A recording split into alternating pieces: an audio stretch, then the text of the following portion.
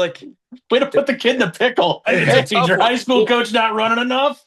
No. Word is they don't see what it take to make it, but the word on the street side make it look easy. I'm flattering, cool, way too easy. Word on the street is I make it look easy. I'm actually smooth, it's far too easy. Word on the street side make it look easy. Well, welcome, folks, to the Diggle's Diamonds podcast. I believe we're at episode 3 on the young season, Mr. Bentley. I think it's 4, dude. We can't forget about our guy Joe Kelch, who joined us right before Thanksgiving. I thought that was number 2 for some reason. Well, anyway. It's neither here nor there.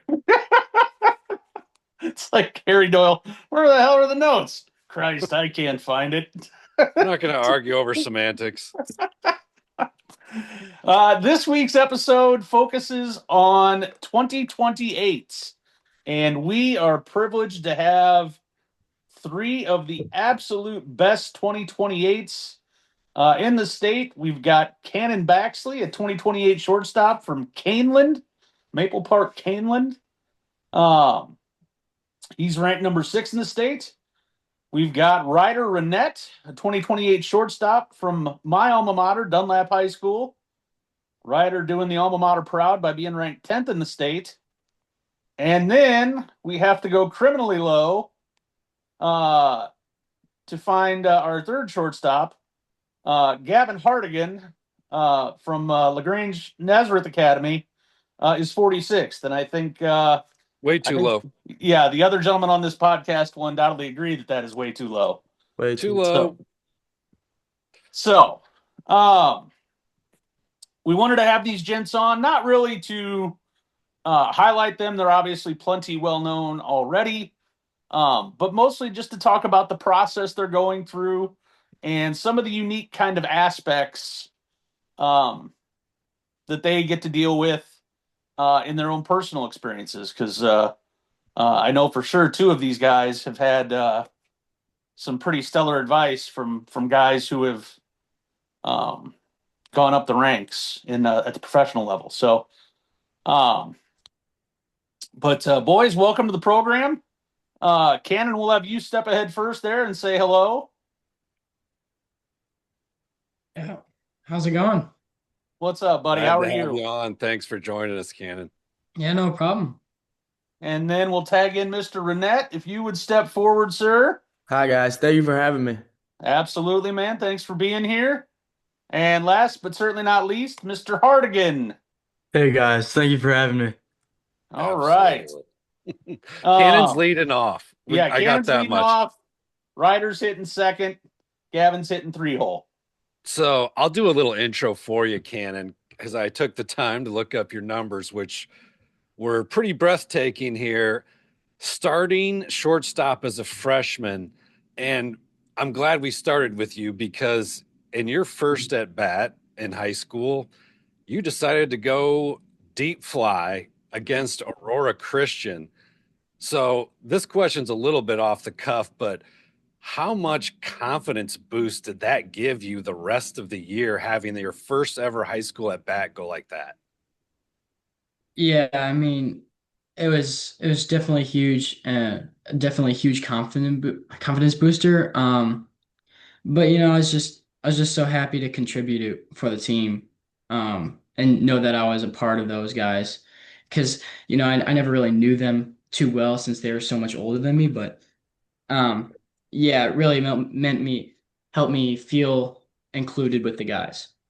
Absolutely. And let's break off on that for a second. And Ryder and Gavin, you guys chime in as well. How, what was that like? Was there a moment where you were like, I mean, Kannon obviously hitting a bomb like that helps, but like even off the field, was there a moment where you were like, oh, these guys aren't like, they're my friends. Like, I'm part of the group now. I'll start. We had team dinners every Tuesday, and like they took me in 100%. You obviously know Davis Weeks. I did reps with him at shortstop every day at practice. He took me in. Like everybody took me in. It was awesome. Back in the day, buddy, that was Saturday morning breakfasts at like 6:30 or 7 in the morning, depending on where we were headed. For that Last Saturday's Chance doubleheader. Bar and Grill? No, it was it's the place. It would be right behind my house. It was like Mary Ann's or something. It was Okay. right there on Knoxville where that auto zone is now. That's in front of my house. Like right. Okay. Oh, Yeah. that was Doc's Mount Holly Inn, you mean? Or yeah, was it Doc's? Okay. Yeah. Yeah. Yeah, Yeah. Yeah. that's God, Doc's Mount Holly we Inn, were like the trying to figure that OG name version. out, but yeah, that was the Dunlap Eagles always went to team breakfast on Saturday mornings in season. So I'm glad to see the tradition has been kept up there, Ryder. Yeah, for sure. Gavin, what Gavin, about what you? about you? Yeah, go ahead. You got Jaden Fauske, the Yeah. White Sox second rounder. You got Jim Tomey's kid. Tell us what that was like coming into. Yeah. So I mean we had workouts before the season started and I feel like that really helped me get to know the guys. They're all really welcoming to me. They welcomed me in. They were really nice. Jaden, he was a good role model. He was a nice guy, and I feel like a lot of people looked up to him. So, um, he was really nice to me. Landon was really nice to me. I got to know Jim Tome, and really nice guy. And um, Cam Ali Khan too. He so Just I couldn't committed to drive. John A. Logan. Yeah, Yep. yeah, just Just committed. recently. Yeah. Yeah. But yeah, he drove me because I couldn't drive, so he drove me pretty much everywhere. So I got to know him really well pretty quickly, and yeah, super welcoming.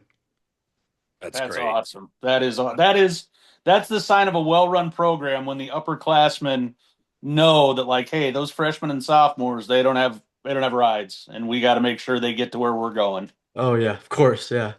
I also get the vibe Coach Milano's got that mafioso Italian, we're all family, we're all close together thing going on.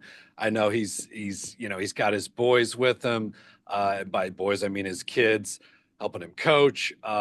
He's really he's just a down to earth kind of guy that seems all about team. Um, Let me skip and just do a couple quick highlights of some stats, and then I'll move on to sort of the next question. Kannon, I got you hitting 352 as a freshman.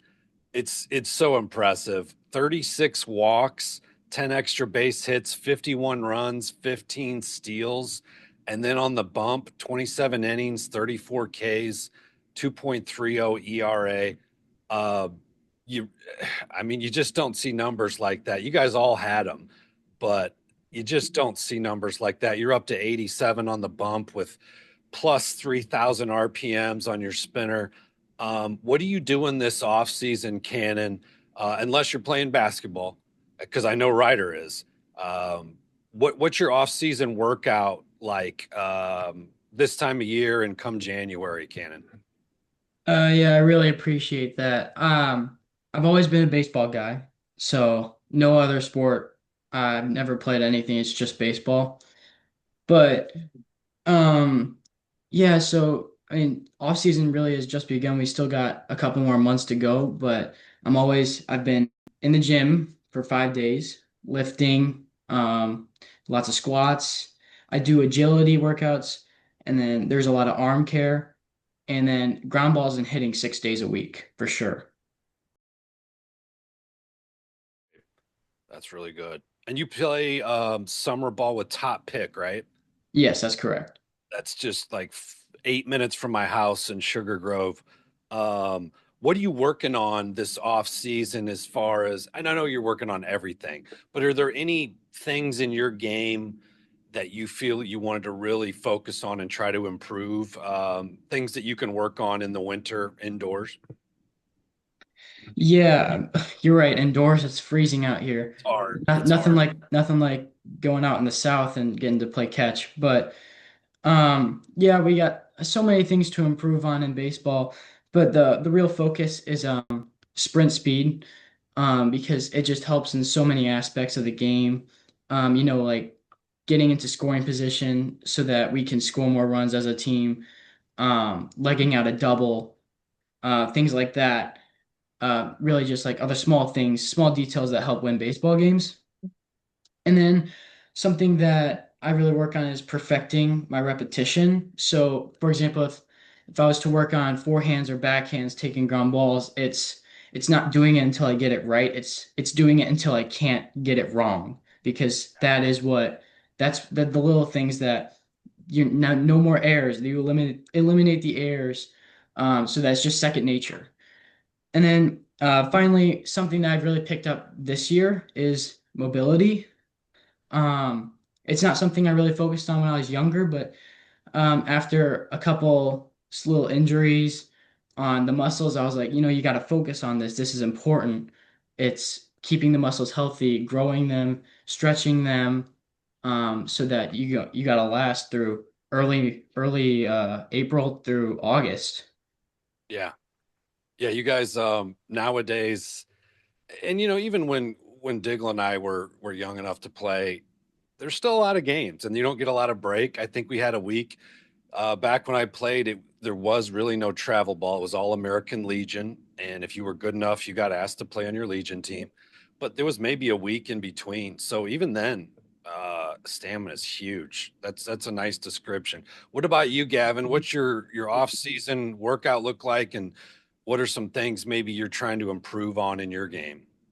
Yeah, so we have NAS workouts 3 times a week. We get to do weights 2 of those days, and then one of those days is strictly for like sprints and a bunch of that agility stuff. And that's good. I feel like that really helps in the weight room, helps me get bigger.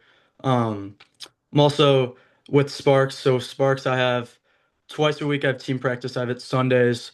There we get to do infielding. We get to hit. We get to do game simulations, which is great because we have like a full infield we can hit on. Right now we're hitting machine, but then later, kind of as it nears to the spring, we're gonna start doing live ABs in there as well. Then Thursdays I have infield team practice again, more agility stuff, infield hitting. And then Sundays, I also hit with my hitting coach.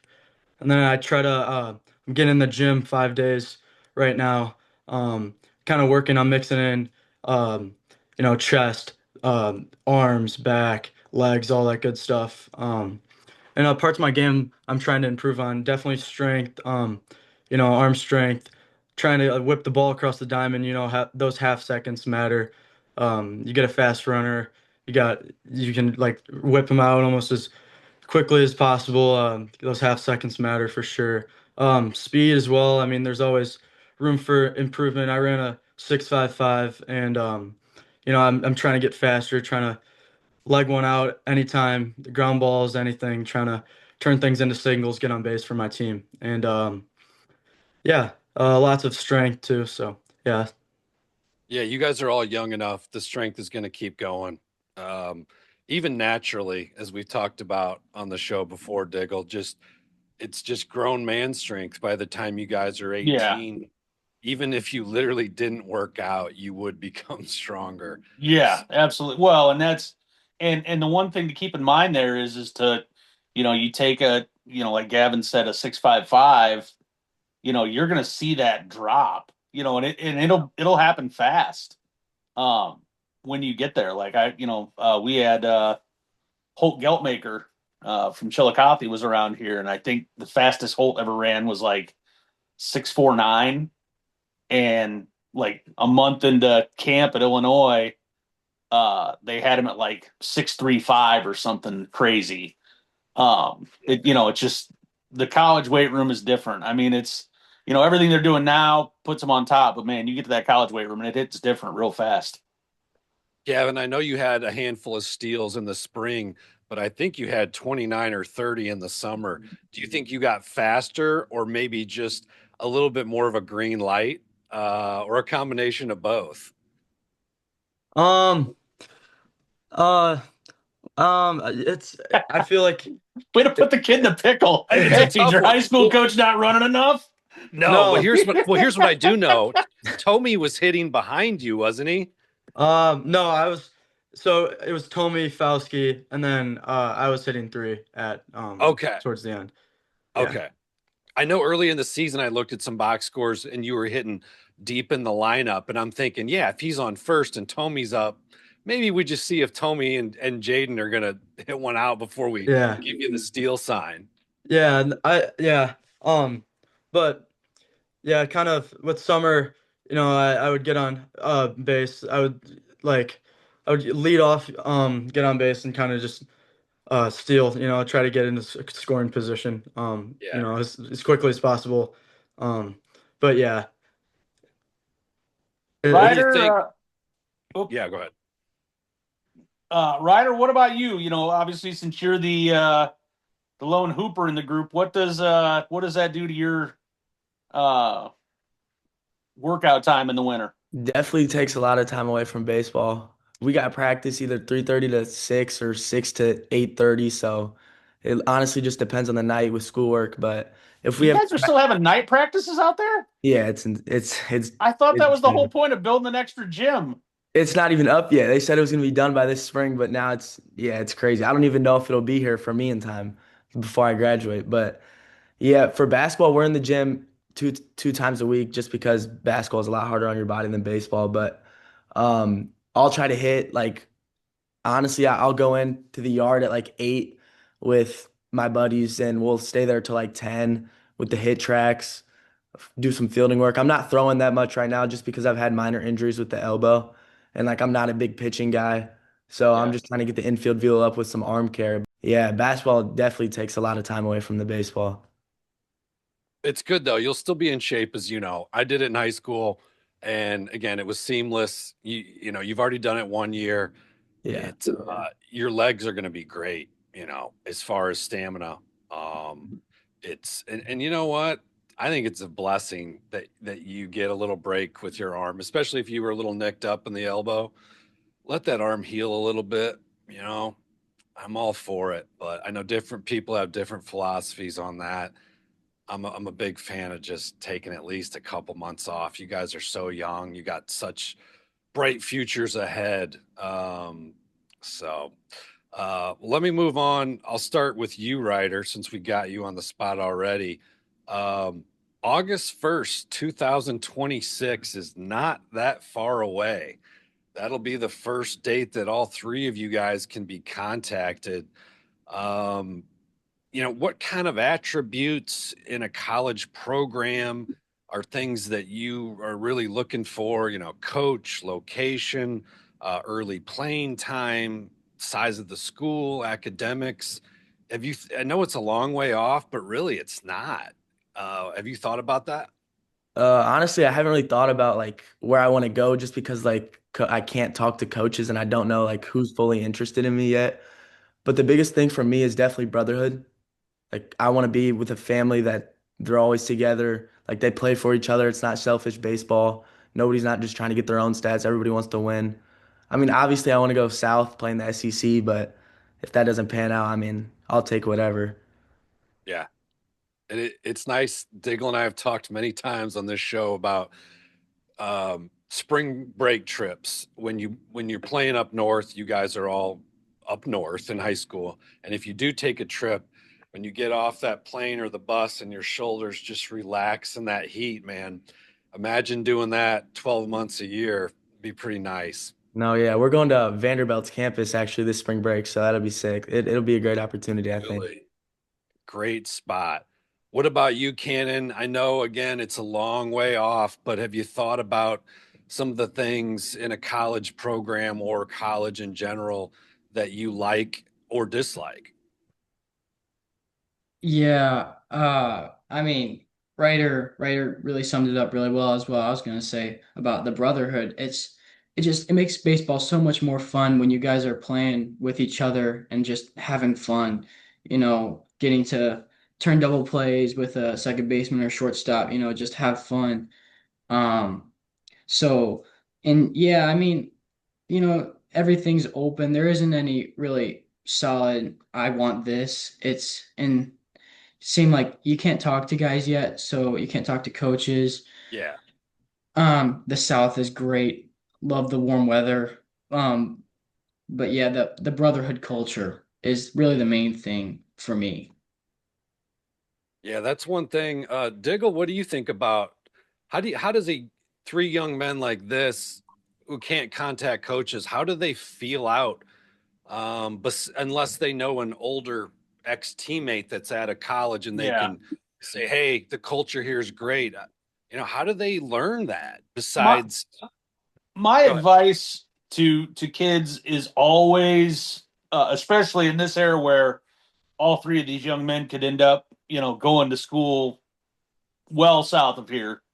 Um, my advice is always to watch as much baseball as possible. There's so many different ways to watch so many different programs these days. Almost everybody has some kind of streaming platform, whether it's through the conference or whether it's the athletic program, whatever.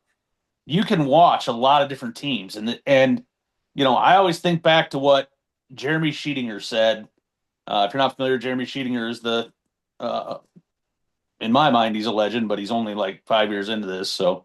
But he's already got a couple national titles to his credit. But Sheets always said, losing teams don't have reunions. Yeah, you want to go D1, great, but you went 15-41, and nobody's coming to that reunion because it was miserable. So you can see that, teams like that, they'll have fun. If they, I always think back to what Ole Miss having the dugout dance parties, and LSU, used to just talk massive amounts of trash. It just really everybody in the SEC did. But you would heck, I can remember Clint Kelly has told me when he was at Alabama, their head coach Jumpy Wells assigned two guys to just absolutely MF the umpires at every turn. And when the umpire would acknowledge them, then Jumpy would jump all over them for having their ears in the Bama dugout and not focusing on the game. And like that was how he'd flip it on them. So, it's stuff like that where you can have a little fun and everybody's in on it. It's not just the pitchers, or it's not just the infielders or whatever. It just that is more fun. That it's that. Yeah. And winning is a part of that as well. Like I always tell guys, look, I know the training for winning might not be fun, but winning is fun. That's what you're investing in, is the thrill of winning. Gavin, what about you? Again, it's a long way off, but have you thought about August 1st?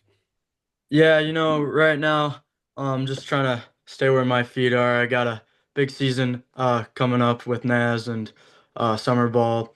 But definitely family, playing together, brotherhood, kind of just like, hey, I got your back. And I think I really I treasure that because Milano does such a great job at Naz with that. Like we all got each other's back. So yeah, definitely family, but right now, trying to stay where my feet are, but keeping all my options open. Yeah. Very nice. Since we got you on the spotlight here, tell me about being coached by and just listening to the knowledge of a Hall of Famer who happens to be your first base coach, and Jim Thome, who Diggle and I know well, being Peoria guys, but neither Diggle and I have ever been coached by Thome. So can you talk a little bit about how awesome that is? Yeah, it really is unbelievable. It's crazy to think like in 12U I was going to Cooperstown and I went to the Baseball Hall of Fame and his plaque was right there. And now he's my baseball coach, which is just unbelievable. But he gives amazing advice. If it's hitting, fielding, or even just like baseball knowledge, just like telling us like you should do this, you should do this. This he like has experience at the highest level and he had so much success. He's a Hall of Famer. So yeah, it's crazy thinking he's one of my coaches, but really nice guy, super kind, and he's just a great coach and a great person. I think you guys are so lucky to have not only Thome, but Lee Milano, one of the best coaches in the state. I mean, yeah. it truly is a great situation. And that's not taking anything away from Coach Aversa or Coach Stone, who are also represented here today. But, God, we got to be around Thome a little bit. Thome's played Legion and in college with my high school coach's son. So he would show up at practice like if he was hurt, he would drive down, hang out in Peoria where his family is, and he actually took batting practice with my high school team during our practice. He just walked up with our coach's son because they knew each other. And we were like, hey, Jim, how about a few swings? And my best friend, Steve Robinson, got to throw him about 30 pitches. And I think he put about half of them either in the tennis courts or in that post office, if you know Richwoods High School, Diggle and Ryder. Oh, yeah. See, now I have heard two versions of this story. There's the version you tell. Okay. And then there's the Yates version where he hit one of those old school dimpled BP balls off a machine. And that one might have literally landed on the roof of the post office, which is roughly probably 1,000 feet away. So Steve Robinson definitely threw to him.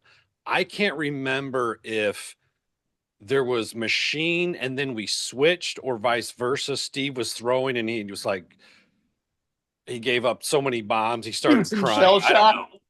Yeah. Gave up a 700-foot shot and they're like, just put the pitching machine and plug it in.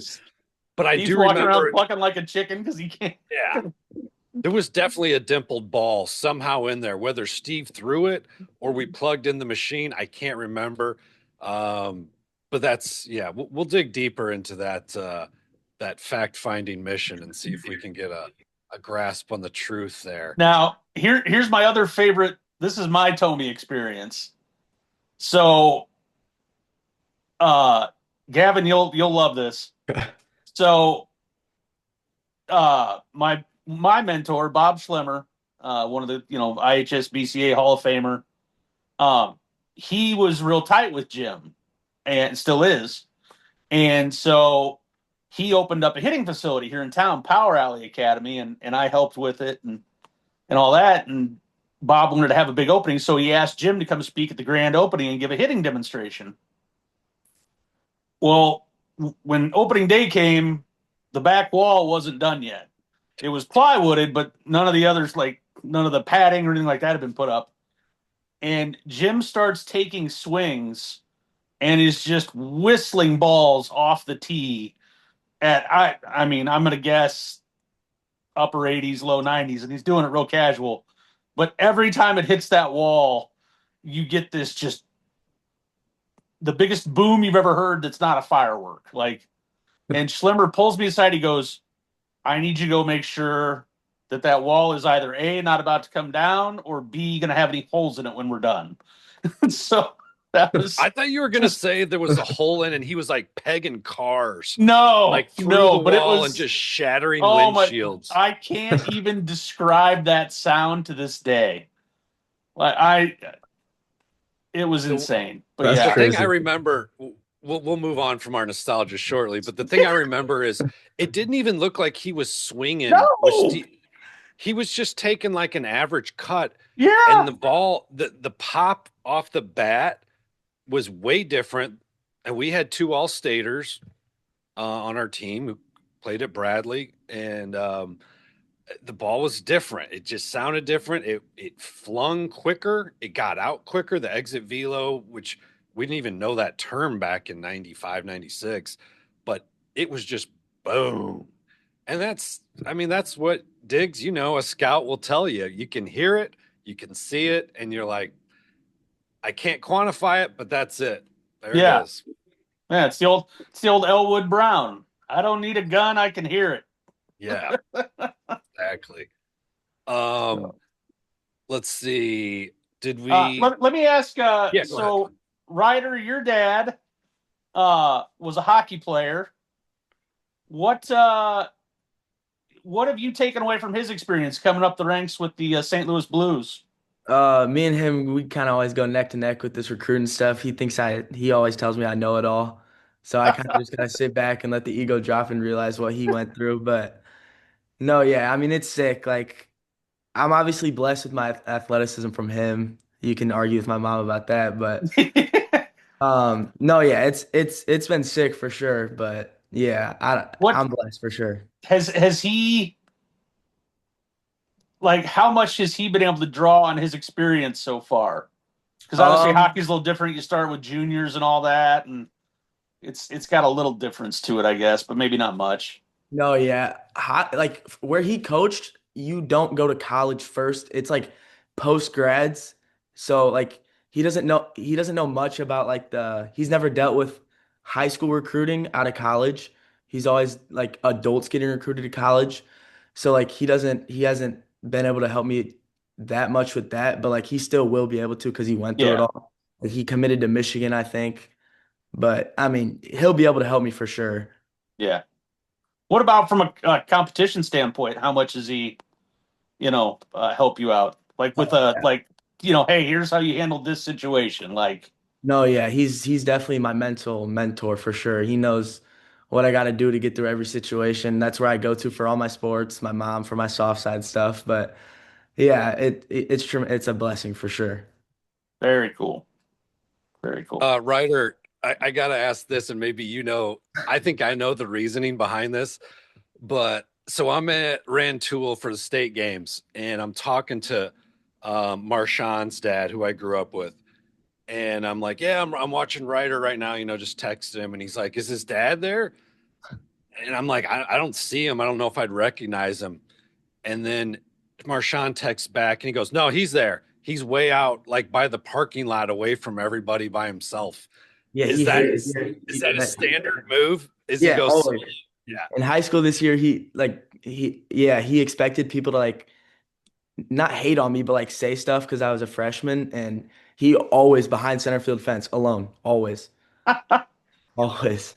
I like it.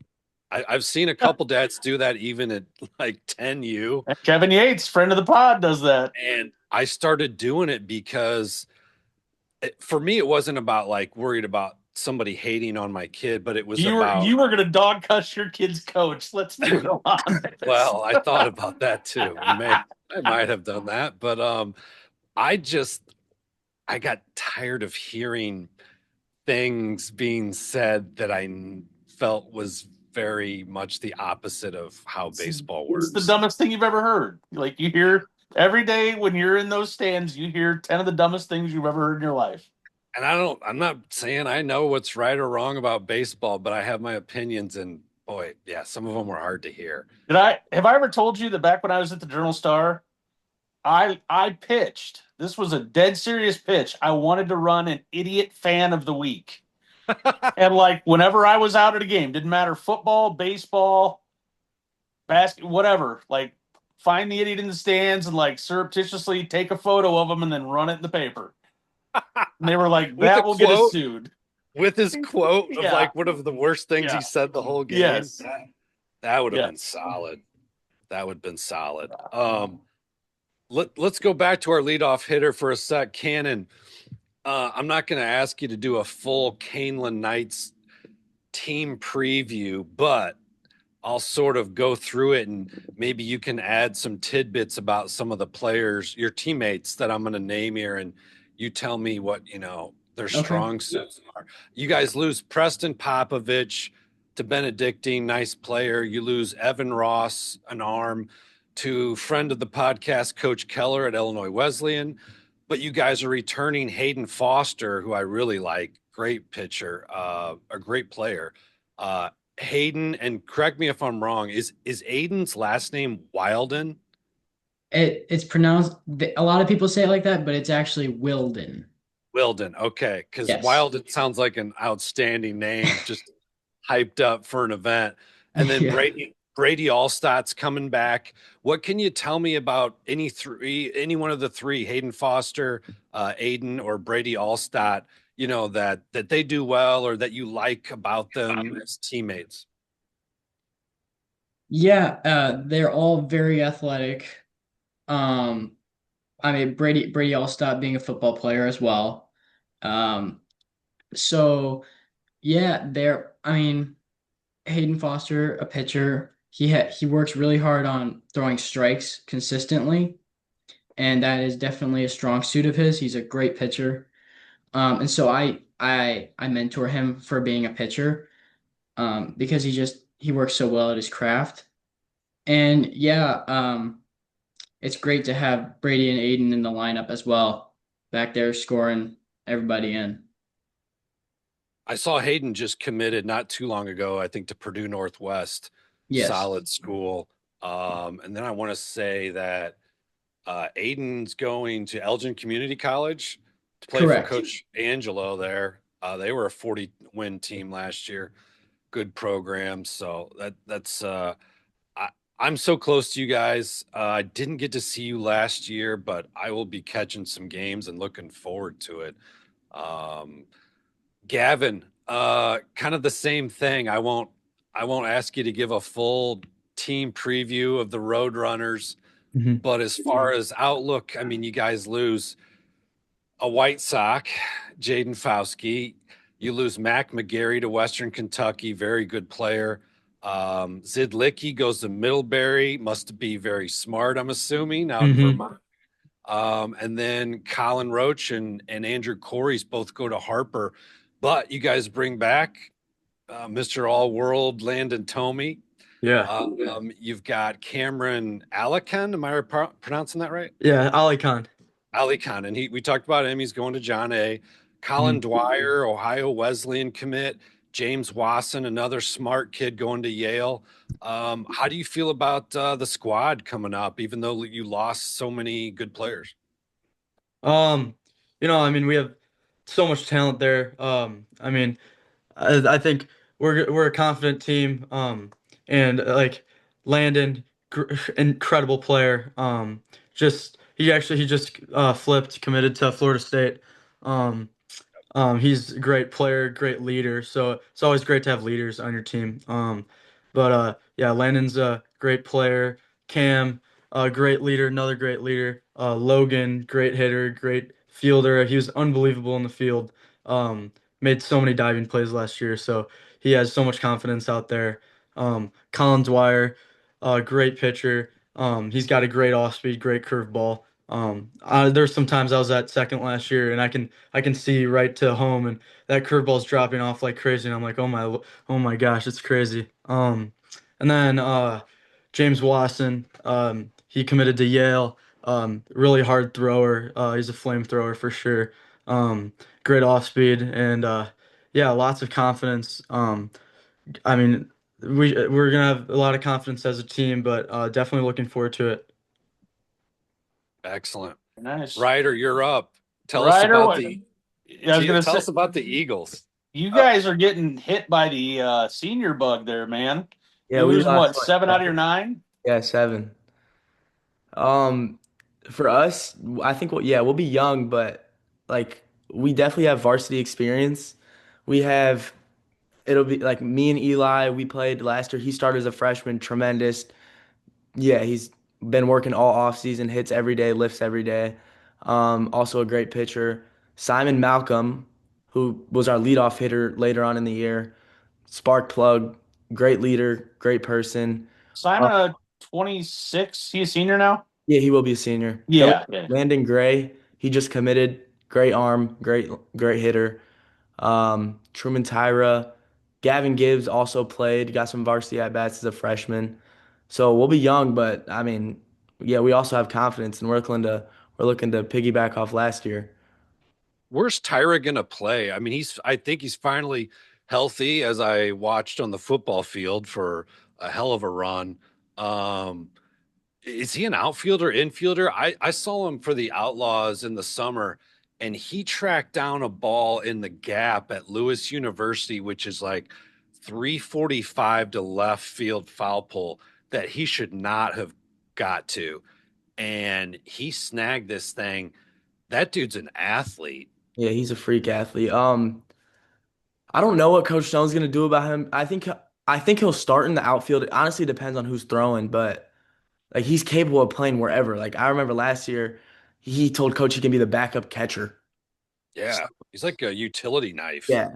He's capable of playing wherever, and that kid has confidence, so I think he's gonna have a big year.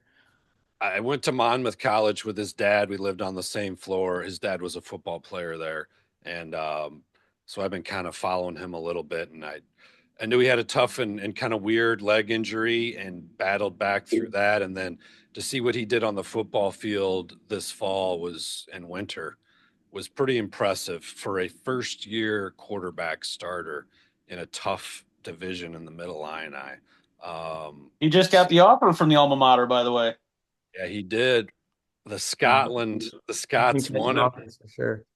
Yep. So, well, boys, I think that's all we've got. That's all I've got.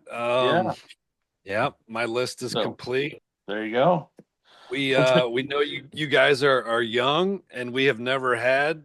I don't think we've had this young of a group on before, but I thought we had McClure and those guys on last year. That's right, we did. Okay, but you guys handled it very composed and professional and articulate, and we appreciate your time. And we know you have school tomorrow, so thanks for lending us 40 minutes or so here, and Diggle and I will both be trying to come see all of you come the springtime, and best of luck to you guys.